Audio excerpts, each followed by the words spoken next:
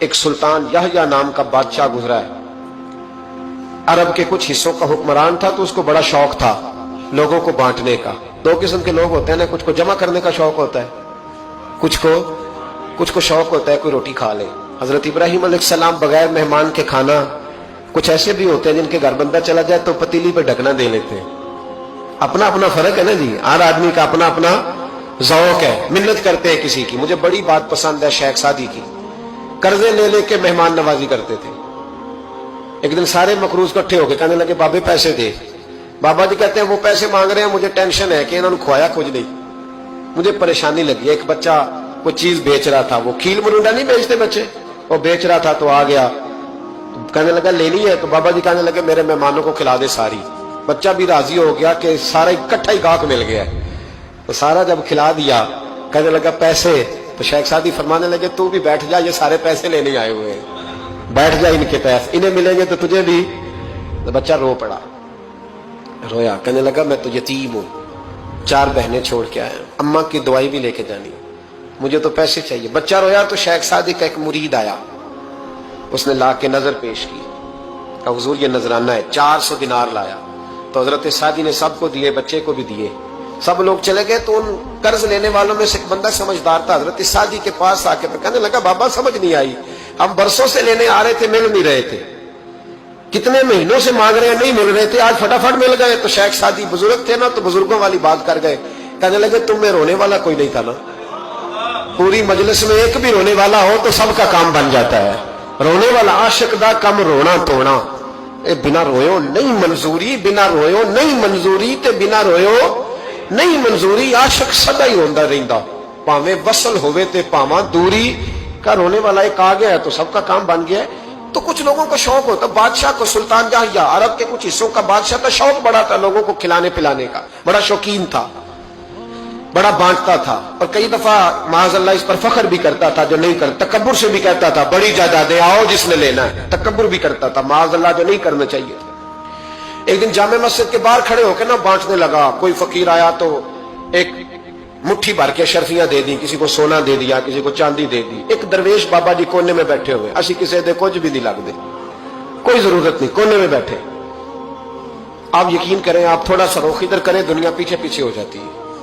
اگر آپ پیچھے بھاگیں گے تو آگے دوڑ کے بھاگیں گے، یہ مزاج ہے قوم کا، کسی کا حال پوچھ لیں وہ بگڑ جاتا ہے، کہتا ہے مجھ سے کوئی کام ہوگا تبھی تو پوچھا ہے، اور آپ چپ کر جائیں، خاموش ہو جائے، یہ بھی بڑی مصیبت ہے کہ پیار کر لیں تو اس کا بھی نقصان دیکھنے میں آتا ہے، کہتے ہیں پتہ نہیں میرے اندر کیا لالچ ہے، کیا خوبی ہے جس وجہ سے مجھ سے اتنی محبت ہو رہی ہے۔ وہ بابا جی کونے میں توجہ ہی نہیں کی، جب توجہ نہ کی تو سلطان کی توجہ خود بخود ہو گئی۔ سلطان یحییٰ کہنے لگے بابا کوئی قابل توجہ آدمی ہے، سب لوگ لائنوں میں لگے ہوئے بھاگ رہے ہیں، بادشاہ آیا ہے، یہاں تو شادی پہ کھانا کھل جائے تو بڑے بڑے امیروں کا پتہ چل جاتا ہے کہ بننے کیا لگا ہے، کہتے پتہ نہیں دوبارہ چھوٹے گوشت کی ٹرے آئے گی کہ نہیں آئے گی، اور اتنا سارا رکھ لیتے ہیں کہ علمان والحفیظ، بڑے بڑے امیروں کے پول کھل جاتے ہیں، پتہ چلتا ہے کتنے تگڑے امیر ہیں۔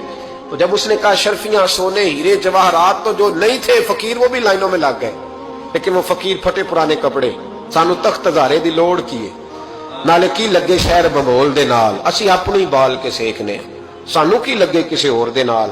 اور اقبال نے اس کی تشریح کی، اقبال کہنے لگے ہوا گو تند و تیز ہے لیکن چراغ اپنا جلا رہا ہے، ہوا گو تند و تیز ہے، تیز ہوا میں چراغ نہیں جلتے، ہوا گو تند و تیز ہے لیکن چراغ اپنا جلا رہا ہے، وہ مرد درویش حق نے جس کو عطا کیے ہیں انداز خوش روانہ، فرماتے ہیں جسے اللہ نے بے نیازی دے دی، لالچ سے دور کر لیا، وہ کسی کی پرواہ، وہ اپنا چراغ جلاتا ہے، اپنی مٹی پہ چلنے کا سلیقہ سیکھو، سنگ مرمر پہ چلو گے تو پھسل جاؤ گے۔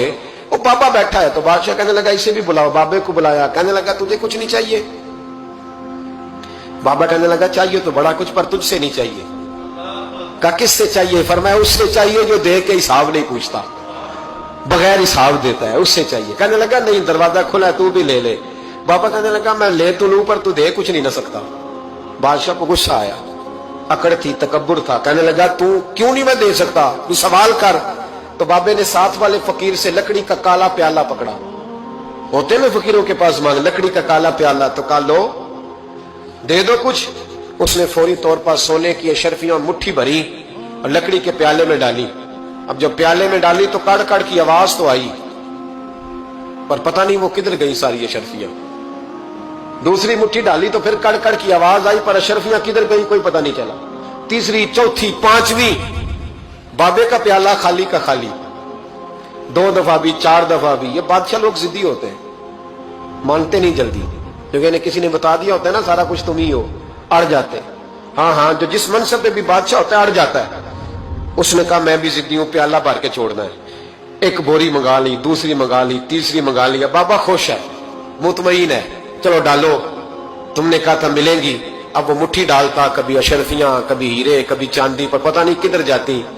बिल आखिर आहिस्ता आहिस्ता बैक होने लग गया। वजीर कहने लगा बादशाह पीछे से बोरियां खत्म हो गई है, अब नई मंगाने लगेंगी, पीछे कोई चीज भी नहीं, खत्म हो गया सारा कुछ। इंसान किसी को क्या दे सकता है? क्या हाँ वो इंसान बड़ा नवाजते हैं जिनके पास खजाने भी अल्लाह के दिए हुए होते हैं, वो नवाजते हैं लोगों, वो नवाजते। कहा तू क्या दे सकता है? बादशाह जब तंग आ गया ना बादशाह, तो घोड़े से नीचे उतर आया और बाबे के पैरों में बैठ के कहने लगा बाबा ये प्याला है किस बला का नाम? नीचे कौन सा कुआं है कि जो कुआं जो नीचे गिराता ही जाता है और जो भरता ही नहीं है? तो अब बादशाह का हाथ रुका तो बाबे ने प्याला छोड़ दिया और बड़ा कीमती लफ्ज कहा। बाबा कहने लगा बादशाह ये इंसानी ख्वाहिशात का प्याला है, ये इंसान की ख्वाहिशों का प्याला है, ये लालच का प्याला है, ये कभी भर सकता। इंसान कभी कहता है या अल्लाह अपना मकान दे दे, बड़ा राजी हूं, उसे अपना मिल जाता है, फिर कहता है नहीं सोसाइटी में होना चाहिए। फिर सोसाइटी में अल्लाह देता है तो कहता है 5 मरले का छोटा है। इसके नफ्स का प्याला कभी भरता।